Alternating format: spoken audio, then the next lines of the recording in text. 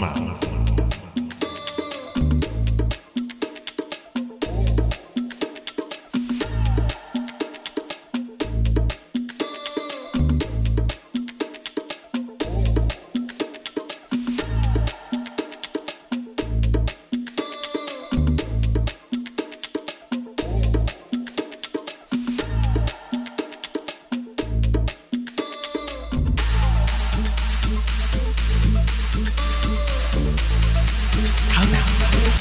your own loud.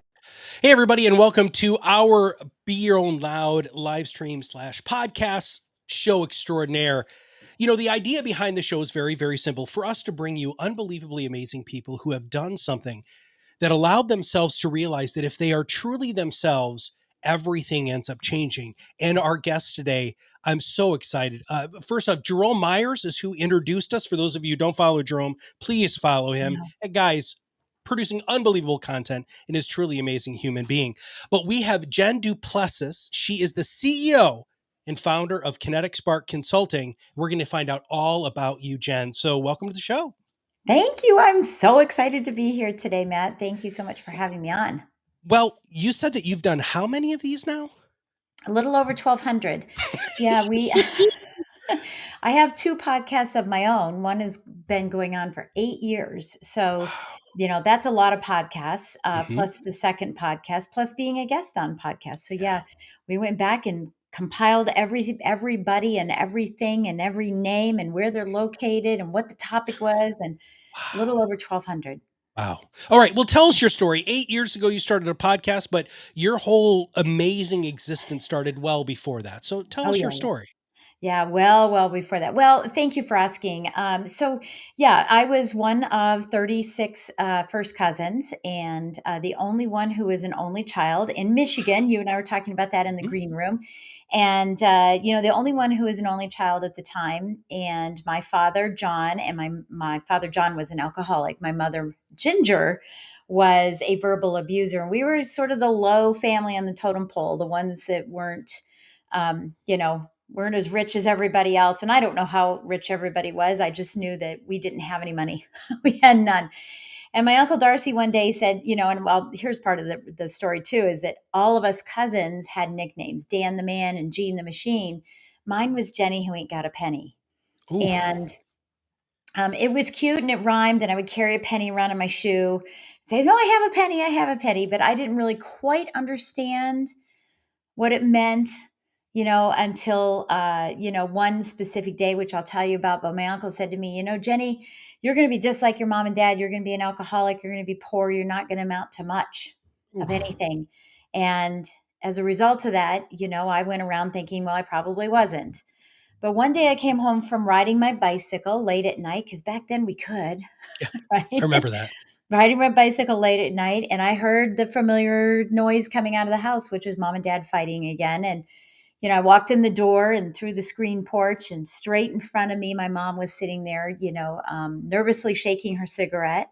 And she was a fluffy woman, and, you know, the old overcoats that women wore, you know, zipped up all the way and kind of a mess, just shaking. And my father had a shotgun to her head. And in that moment, I said, you know, I ran with my hands in my ears, and, you know, ran to my grandparents who happened to live next door, and to their garden, which I look at it now and it was a garden, but back then it was big farm, right? And they had corn, and I hung out in the corn, but I ran into the corn, and I just prayed that I didn't hear a shotgun go off. And, you know, it was that moment I said, that's it. It's going to be different. I'm not going to be like that. I'm going to prove to all of you that I will not be anything like them. I'm going to be so much better than that. And I will, just prove. So I spent most of my life proving. I'm only out on the backside of this. You know, it's kind of like saying, you know, I've been dry, you know, as an alcoholic for about 15 years, right? Because most of my life I was proving. And then, you know, I had a very specific moment in my life with my family, and I said, that's it. I've had enough of this too. I'm done proving, and I want to start living. And so that's really where it all stemmed from, is, you know, being told I can't do this, I can't do that, you know, you're never going to make it. And in fact, I made it in every avenue that you could possibly think of. And so it's a competitive nature. Now it's built into my DNA, but I have much more control over it than I used Sure. to. That is a level of self-awareness and acceptance that you don't have to prove it anymore. Was Yeah. there an antecedent to that? I mean, was it a light switch? Was it not a light switch? Was it an event? Do you mind? Yeah, it was an event. I was climbing up the ladder. I was in the mortgage business for 35 years. I was in the top 200 loan officers out of 785,000. So that gives you an idea of Ooh. kind of the work ethic I had to get there, right? But before I was there, I was working really hard. I was in the top 1%. I was funding $50 million worth of loans a year. So that would be 50 loans if they were $1 million loans, right? 100 Mhm. loans if they were 500. So that kind of gives you an idea. And I was doing fine and I was in the 1% and still climbing, improving and climbing, improving. But I was working these horribly long hours, which most people in the mortgage and real estate space do. And we went to dinner one night. And if you're not watching and just listening, I just did air quotes of dinner because, yeah, sure, it's dinner because I'm going, but I'm not really there. And the Mhm. phone rang. And of course, I answered the phone and said, oh, my client needs me. I need to go out and, talk to my client. I went outside and I walk what I call the concrete balance beam. We've all walked it, right? Back and forth in front of the restaurant, up and down the steps and waving to people as they're coming in. And I happened to glance over into the window of the restaurant, and there they were having fun, not playing, but having fun, laughing, teasing with one another, creating all these beautiful memories, except I wasn't in them. Mm. And nor was I ever, because I was always the mom who was on the outside of the baseball field on the chain link fence, walking back and forth, talking to a client, covering the phone and going, way to go, baby, back to clients, right? Or sitting in the parking lot with my computer open, in my car as my daughter's inside having a recital. And so that particular time really struck me. And I had said, I've had enough. I broke down crying. I just was a mess, and I said, something has to change. So yes, that was a pinnacle moment. Mm. But then it took me about 3.5 years to figure out how to do it. And so what I did is I said, there's got to be a better way. Somehow there's a right combination. And so I call it cracking the top producer code.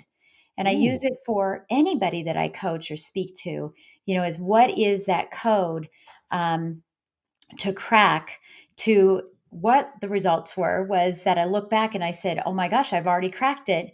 I was doing 100 million, was in the top 200, and I was only working 4 days a week. So I Oh. didn't set out to do that. I set out to do the 50 million easier, not double and make it less time. But now I've cracked the code and I help others do the same thing. Okay, what's the code, man? How do you Oh, crack this code? Now, I understand that people hire you and do all. You don't have to give us all the secret sauce, yeah, but come yeah. on, Jen, Yeah. you Oh, no, can't say no, no. Yeah, something there's like that. five, it's combination lock, right? So there's five things that go with it. One is clarity of your message, right? So you can Mm. attract clients instead of chase them. Stop working and start winning every day. Making sure you're moving the needle, right? And stop eating soup with a fork. You get home every night and you're exhausted and you're tired because you're Yeah, just, going 100 miles an hour. And of course, I was doing that too. But then I said, wait a minute, hold on. What do I really want? Who do I really want to play with? And so getting clear on my message so I can attract people rather than chase people. That's number one, clarity. Number two is community. I was sick and tired of working with people that didn't complicate or compliment me. Instead, I was working with everyone who complicated me because I was so hungry to prove that I would take on every client, every partner, a business partner, everything. And so I said, no more. I'm going to nurture my database. I'm not going to neglect them because now I have fewer of them to pay attention to. And that manifested into more business because I was paying attention to fewer rather than everybody. So that's number two. Number three is credibility, right? And so I elevated my credibility. Personal growth, professional growth. Wasn't just going on the treadmill. I said, how can I learn? How can I grow? And I elevated my influence in my area and my market and the industry that I'm in. And that attracted people to me. Then communication. So there's five of them. So this is the fourth, communication, which is really my systems. In order to scale, you've mhm. got to be able to create systems. You got to stop managing the methodology and manage the people and some vision around that, et cetera. But I had these really cool systems that were very, very effective and very efficient because they can't be one or the other. They have to be both, right? And then last but not least, I've worked on my continuity, or my priority management, as I call it. What really is important to me first, and start taking care of me. Be as good to my business as I was to, be as good to myself as I was to my business. And so I really, really honed in and read everything and anything about how to be more productive in a shorter period of time. And now I have 4 businesses, and they run exceptionally well with the same 24 hours that everybody else has. So those are the five uh, combinations to crack the Mhm. top producer code. So in the world that my partner and I have lived in for a really long time, financial services, right? Uh-huh. It's that same, if you're not growing, you're dying. Yeah, it's that treadmill, right? Yeah. Um, if you could, do you have like a, I'm really putting you on the spot here. Do you have like a statement or something that verbally just shakes people back and forth and makes them realize that what they're doing I is have a not lot of them. healthy?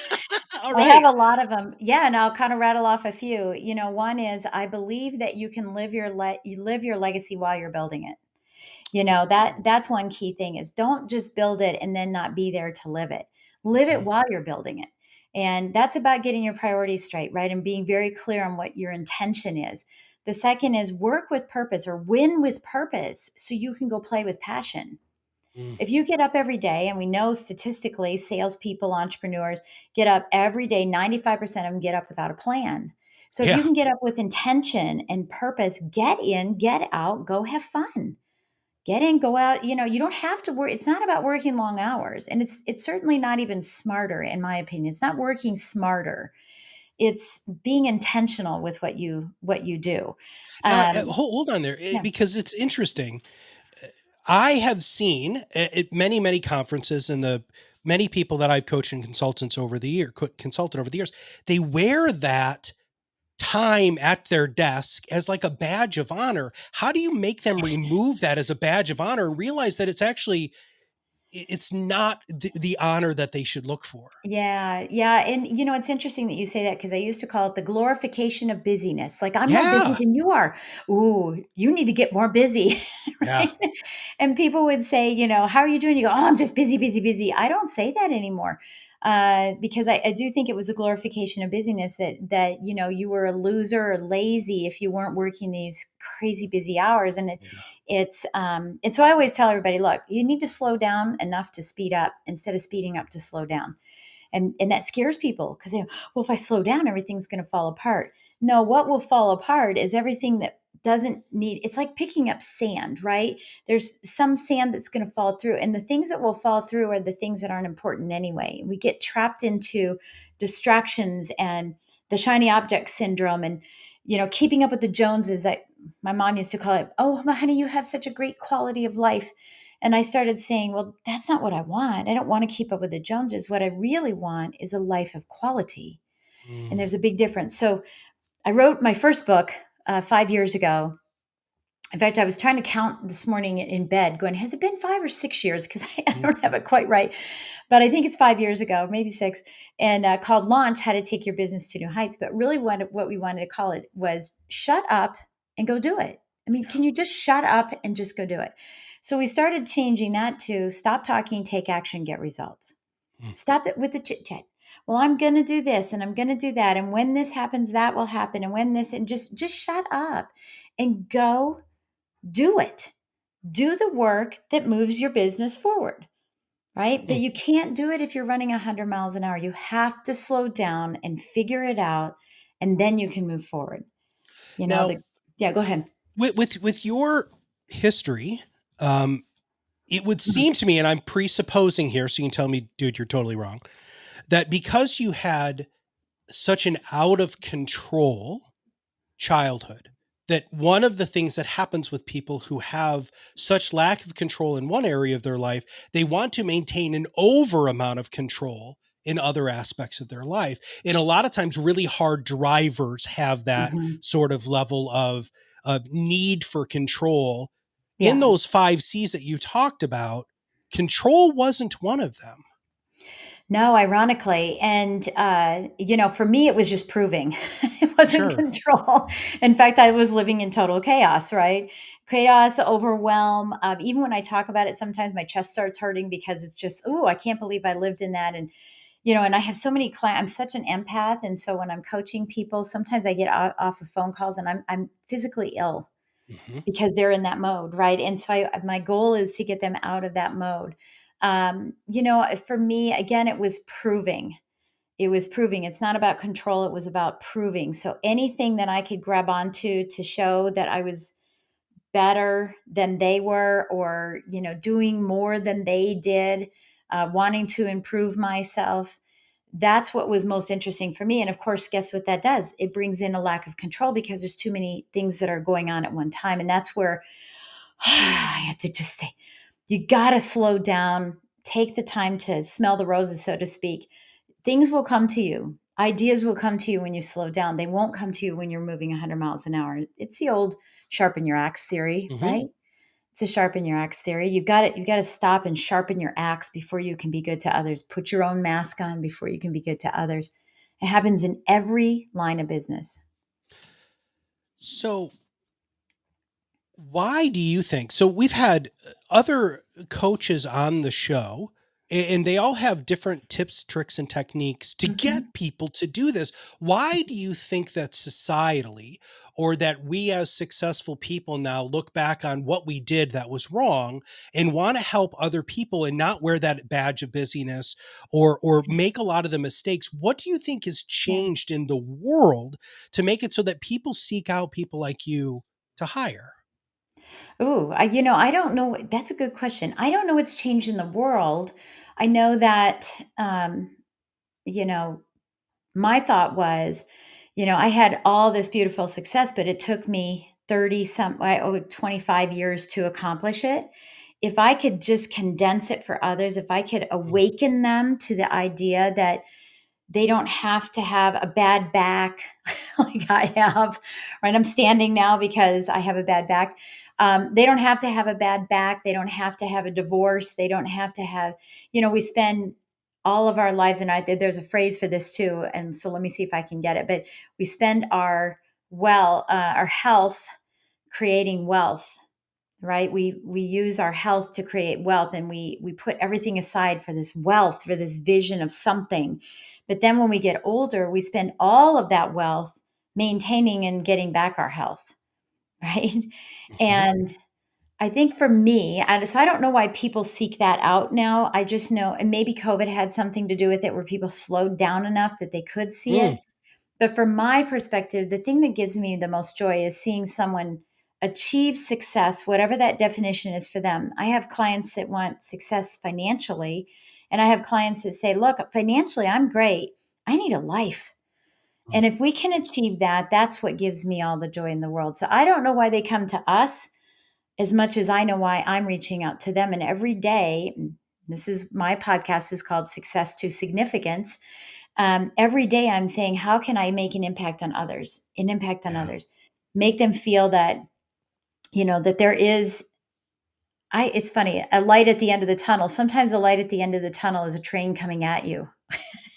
So I'm not going to wait for it to come to me. I'm going to Yeah. help my clients go there Well, as let's talk quickly. about what you do with this, because you are a speaker, which, by the way, we're going to have all of her links in the show notes, as we always do. If you want to hire her, Jen as a Thank you. speaker, an author, a coach, you do retreats. I want to talk about the retreats, if you don't mind, just for a few minutes, Yeah. because I think a lot of people would love to spend really intense time in order to try to make changes. But how do you help somebody in a 3, 5, 7 day retreat maintain that momentum after they leave that real period of intensity when they go back to their normal everyday? Yeah. And it's really hard too, because, I was going to say hard, it's challenging because now what we're seeing is so many people bring their spouses to the retreats, because that you can't put in words what you experience Mm. at a breakthrough retreat, right? And we call it epic mastermind, but because it's epic, right? It's what we want is so much more than what you ever thought was possible. And so it's challenging because people go home and they just tell their spouses about it, like, oh, it's a bunch of woo woo and a bunch of this. But I believe that mindset plus mechanics, and this is where, my strategizing comes in. Mindset plus mechanics is where the momentum happens. And so you have to have both. And so I do masterminds and retreats, and they're part of the same program because you could have all the mechanics in the world, but if your head's not on straight, you won't get where you need to go. Yeah. Whereas if you have your head on straight, you can fall and stumble upon the mechanics. You're still going to create momentum because you can hire people for the mechanics. So in the retreats, what we do is it's a little combination of both. I don't coach anybody in that circle. I have my coaching clients for the lending side. I've maxed out, so I have a waiting list now for that. So what I do here is that I bring people together and I do the masterminds, but when it comes to the retreat, I lead the retreat, but I bring in other coaches and speakers from other areas based on the group, what they need the most of. And if they want to work with them, that's fantastic. And I allow for that to happen, and I want that to happen. But what we do is we do a lot of breathing. We do a lot of journaling. We also do a lot of inner work. I usually call it inner and outer space, self-worth, net worth. This one I'm actually leaving in a couple days, going to the one we're having right now. And this one is reflections in mirrors, because it's a time for reflecting. It's the end of the year. It's COVID. We're coming out of COVID, hopefully. And it's a time of reflection and looking at ourselves in the mirror and saying, what do you want? Not what everybody else wants. What do you want? And so we do a little combination of that, very small amount of tactical work, but we do talk through some tactical things, but it's mostly, there's a lot of crying, both men Sure. and women, but it's relieving. It's very relief oriented. It's funny because the day after every retreat that I do, I go on a solo retreat for one day, and all I do is cry because I've taken so much of everyone's energy, and it's just a big release for me too. And, at the end of the day, so that's what we do with them. And, they're very epic. That's why I called it Yeah. that. Yeah. Yeah. Let's talk a little bit about the idea and the reality of you being an empath and working with so many people who have so much energy that you're Yeah. taking on. That is probably one of the wisest things I've ever heard anybody on this show or in my coaching experience say, that you give yourself that day. Yeah. But how else can you do you well, I'm trying to figure out the right way to ask this question. Do you think it's important to protect yourself, to have some sort of an empathic shield? Oh, I Or do do you have one. okay, Yeah. you do. Okay. Yeah, I do have an empathic shield. Yeah, the thing is, it's funny that you talk about this because I had to work with someone to help me protect my shield. Yeah. Because as a young little girl, I had a very, very, very strong armor around me, Mhm. and because I was ashamed, right, and I was embarrassed, and I didn't let anybody in, and I got this. I'm strong. I'm woman. Hear me roar. I don't need anybody. That's not that's not abundance. That's scarcity. But I thought it was abundance, and I know you Mm. wanted to talk about vulnerability, so this is part of it. Is that I thought the shield was, I got this. No problem. Stay away. Nope, don't need you. Don't want to show any weakness, right? And when I finally let that go, and I finally first told my story about 12 years ago, Mm. I was asked to speak at something, and I was so afraid and so nervous because this was the first time I was going to say to the world that my father was an alcoholic, and I came from this, tumultuous background. But it was so freeing. But initially I was poking holes. There was no, you can't take my turtle shell off. I'm going to freak out, right? So I was poking holes in it. But now the shell's gone. There's nothing I'm hiding. Absolutely nothing I'm hiding. So then I had the opposite problem. Mhm. So when I'm standing on a stage of 3,000 to 5,000 people, everybody gets me all the way to the back row. right? And it would just take so much energy from me. And because I have this real acute sense of my energy, I would get, in fact, was talking about this with this coach I worked with. And I said, she said, what do you do before you get on stage? I said, I pray to the Holy Spirit. I come down on me, bless me, that I can give anybody and everybody anything, that I make an impact on everyone's lives, that someone out there, changes their lives. I'll never know, but that it changes their lives. And I was physically doing this with my hands. Yep. Give it to the world, right? Yep. And she said, no, no, no, no, no. What I want you to do is I want you to have a shield around, and I want you to give of yourself, but give enough that it bounces back and you win and receive too. Ooh. And so now when I vision that I'm speaking to everybody, but I have a shield around me that goes, I don't know, maybe 8, 9, 10 rows in. And that shield is not too far out there that I give and don't receive myself, because I want to receive as well. So that's what I'm very careful to ensure that my energy doesn't get drained all the way. And especially when you're doing a retreat, when there's, like 40 or 50 people at a retreat, I have to make sure that I'm only given to 25 at one time. So I don't give away all of it, but I'm such an empath. My grandmother passed away and I became an empath. I don't know how. Oh my gosh. And so I'm such an empath that I can read everybody's energy. It's just crazy. But I no, if I had one person in there, I would cry afterward. Mm. Just because I'm very emotional when it comes to people's feelings, and I don't like them to be in pain, and that's part of my childhood. I don't want anyone else to be in pain. Nobody. But I had to learn that some people will just be in pain and I will be there to support them. But now the coaches can do that. The coaches can help them after the retreat to continue the momentum, because they were there too. Yeah. You have put out unbelievable amounts of content. One of the things that I hear all the time is, how did you make time for that? Which leads me really to this idea that you're having this new TV show. But before we get to the TV show, can you talk a little bit about how you have, because communication was one of your 5 C's, right? Mhm. So how did you make that switch between normal communication? I'm air quoting there for those of you who are listening. This is a podcast. Normal communication, and then what you did, because you really stepped it up before anybody else did. How have you been able to manage your level of communication without it becoming overwhelming?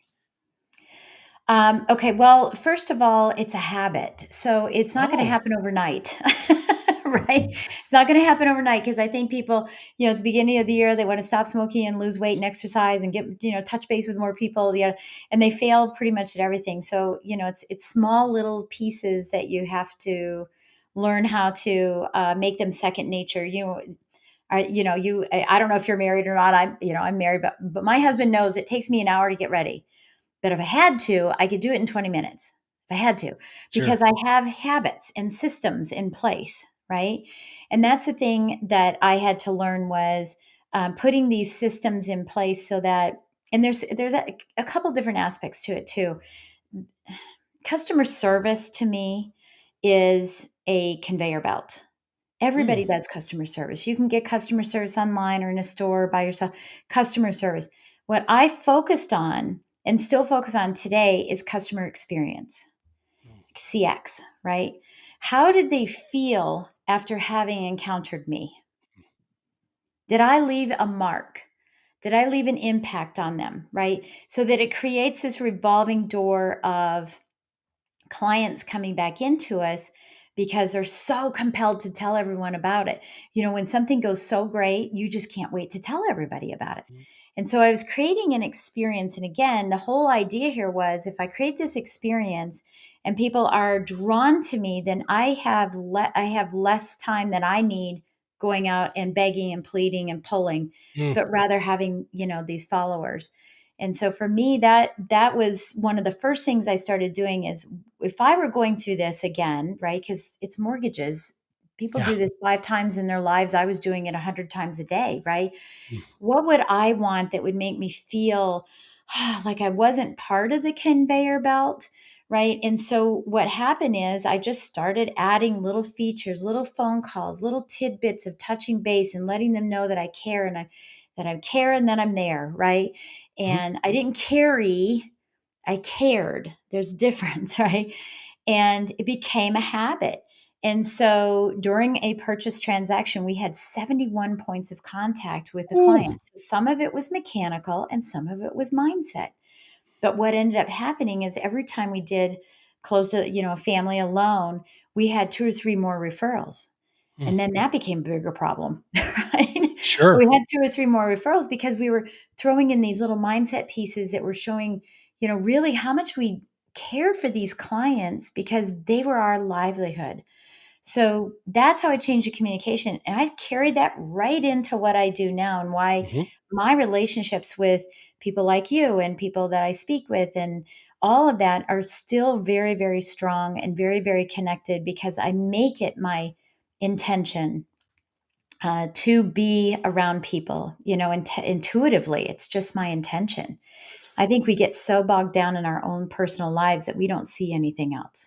Well, you said something early on with that, uh, it's about the whole giving aspect of it. It's that Mm. abundance mindset. I have to go back to the empathic thing just a little bit more Mhm. because the show is called Tell Me I Can't. And Yeah. and the greatest hosts of shows, like Oprah, Yeah. Ellen, Phil Donahue. I mean, those people who were going to be interviewing people or helping facilitate these stories just had this unbelievable level of empathic understanding. Mhm. Tell me about the show. Tell our audience about the show and why they should tune in and maybe a little bit more about it. Yeah, well, thank you. Yeah, I had this poll. I mean, I mentioned that I sort of capped. I always hate using that word capped, but I'm sustaining my coaching program. Right, I haven't Mhm. capped it. I just sustained it. I was at a fork in the road. And one of my goals was in 3 years or in 5 years to have a certain amount of clients. Well, I accomplished that in 3 years about 2 months ago, Mm. and of course, I did, right? Because that's what I do. I'm so Mhm. competitive, right? But, I came to this fork in the road and I said, either I'm going to have more coaches and have all these people and be one of those, or I'm going to keep in my path, which was that I wanted a boutique company where I could intimately be involved with the concerns and needs and I could sense from even a text, or even the way someone looks on a screen, how someone is, and be able to grab that and take it and change the outcome, do a course correction. And that's why sort of the communication we were just talking about. And so I decided, I'm not going to grow that. And the reason why is I love it. I absolutely love it. But I don't want to be the biggest, baddest coaching thing. I want to have a boutique company that makes an impact on people. But I was being drawn, there was a bigger pull coming on the other side to share my story with other people. 97% of people in the world, when they're told they can't, they put their tail between their legs and they go in a corner. There's the 3% of all of us speakers and coaches and influencers that say, get out of my way. Well, so I'm not really talking to you guys, right? I'm talking to the 97% of people that can learn from someone else's story. My gift to be able to do that is way different than the gift that Jessica Cox has that I'm going to be sharing on the show, who doesn't have any arms, who flies airplanes. Her gift is different, and I want others to see that your gift doesn't have to be my gift to still be able to do what you want to accomplish in your life and whatever impact you want to make or whatever money you want to make or whatever legacy you want to leave for your children, whether it's financial or not. And it was really a pull for me. So it wasn't, and it isn't ego, it's not notoriety, it's nothing. That I just have this pull to help other people say, get out of my way. Watch what I can do. Not prove. I might say that. I might say, tell me I can't. I'm going to prove to you because that's Mhm. me, right? Yeah. More it's get out of my way or, watch what I can do. Because these stories will empower other people to say, get out of my way. No one's holding me back. I was made for greatness. there's so much more that God gave me, and I've got to bring it out. And so I'm hoping to shine light on that for everyone, so that I can make an impact on the world when I'm gone, you know? There's so much I need to unpack there. It's Sorry. so, but that's all right. No, this is wonderful. This is going to be one of those shows, everybody, that you're going to want to listen to again, because there's so much going on with everything that Jen is saying on so many levels, that sometimes it will connect with you today, but then it's like a master farmer where she's planting all of these seeds that at some point something is going to water them, and you're like, oh my God. And so that's I'm first off incredibly grateful for all of the seeds that you've planted with our audience today. Thank If you. you could leave everybody today with a quote, a saying, something in your life Hmm. that might just shake them enough to make it so that they get out of their own way and they stop, taking all of their health to achieve this wealth, and then have to spend all of that wealth to live a lesser quality of life, and also really to stop focusing on why you need to drive so hard now instead of being able to drive smarter now, more efficiently now, to make it so that we can live now, because today is a gift that we are given every day. Yeah. And stopping and realizing that today's a gift is part of that breathing thing, that ability to just slow down so you can truly speed up. But Yeah. would you like to leave our Yeah. audience with anything today? Yeah. So, my mom had this quote, and, I mentioned to you the quality of life versus life of quality. So I want to first start with, seek a life of quality. That's a key thing, is that if you like watching ants carry food, then get more of it. Right? If you like going on date nights with your significant other, get more of it. I'm a dancer, so I get more of ballroom Latin and swing dancing. I'm also a Marx woman, so I get Hmm. as much of that as I can get. But I so everything is built around what you love and what fulfills you. So you have to find out what in the heck fulfills you, what makes you happy every single day. We're building our walls around our house with our jobs and our entrepreneurship. But what's building you from the inside out? It's an inside job. So my mom had this quote, and I'll share it with you. It's we flatter those we scarcely know. We please the fleeting guests, but we deal many a thoughtless blow to those we love the best. And for me, that just gets me in the heart. I mean, it just stabs me right in the heart. Yeah, you're right. Treat everybody else with all this beautiful grandeur, etc. And then we bite the heads off of people around us. And it is, if that can't change the way that you're doing things, I really don't know what will. You have to be, I'm going to go back to alcoholism again.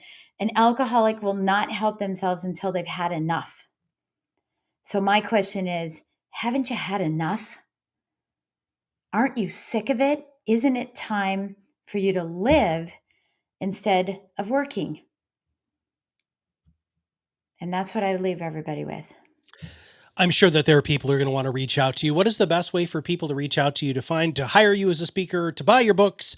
What all of the wonderful things that you provide to everybody? What's the best way for Yeah. them to find out? Well, you can go to jenduplessis.com because you'll find information there. Or you can text strategy to 66866, and you can schedule a strategy session with me just to learn more about the masterminds and the retreats, because there's no coaching anymore, but I'm happy to strategize with you, and help you, get set on the right way, or send you to a coach that I think can help you with what you're a mentor that you're looking for. Um, and then, I'm all about inspiration. I don't believe in motivation. I believe in inspiration. So that's really what my speaking is about, is inspiring people to enact change in their lives, not motivate you for a short period of time to take some action and then get back in the cycle. And with that, there's so much here. Please go back and listen to this again. Grab a piece of paper and take notes, because there's going to be a lot of things that you realize that Jen said that are affecting you now in your life, and that there is a way to interrupt those patterns that you have become so comfortable with. that are really actually holding you back from the true greatness that you can be. And part of that, again, is truly understanding who you are and looking at yourself in the mirror and saying, you know what, I'm okay with that person. Can I get better? Absolutely. But you have to start with a baseline of truly understanding that you're okay with who you are. And once you figure that out, the world is unbelievably your oyster. Mhm. So if you have not gone ahead and clicked on those links, make sure you click on the links in the show notes to make sure you connect with Jen. Jen, thank you very much for your time and all of your wisdom and everything that you do. Thank you so much, Matt, for having me. I really appreciate it. For all of us here at Proudmouth, this is Matt Haller, and we'll see you on the other side of the mic very soon.